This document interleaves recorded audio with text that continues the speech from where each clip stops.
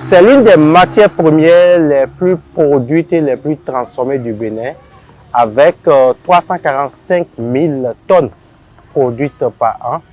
L'ananas est cette matière première-là qui nous intéresse aujourd'hui dans cette émission de Pour la qualité.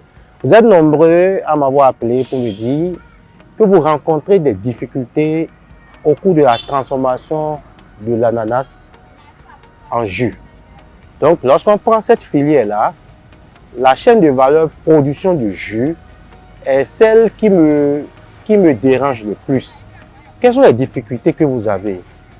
Vous avez vos bouteilles qui se cassent au cours de la transformation, mais également vous avez des difficultés liées à l'explosion d'un certain nombre de bouteilles au cours de la transformation de votre ananas en jus de fruits. Mesdames et messieurs, bonjour. Cette émission de Pour la qualité décide de vous expliquer pourquoi vos bouteilles se cassent.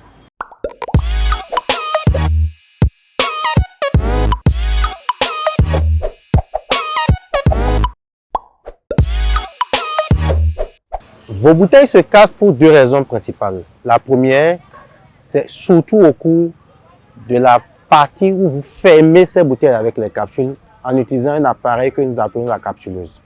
La deuxième raison, c'est lorsque les jus fermés avec les capsules sont mis au feu pour qu'on puisse les préparer.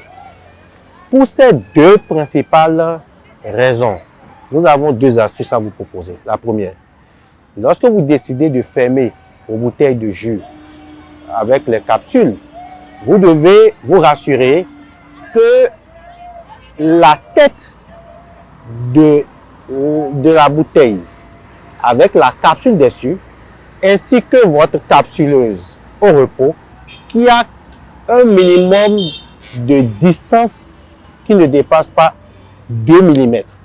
Vous devez être sûr que c'est rapproché. Et lié à tous les problèmes que vous avez lorsque vous préparez vos jus qui sont déjà capsulés, vous êtes obligé de prendre des dispositions pour que vos bouteilles ne touchent pas le fond de la marmite. Parce que lorsque vos bouteilles touchent le fond de la marmite, ces bouteilles-là sont fragilisées parce qu'elles reçoivent une quantité importante de chaleur, une quantité importante d'énergie. Si vous avez apprécié ces astuces, faites-le savoir. Merci, à bientôt.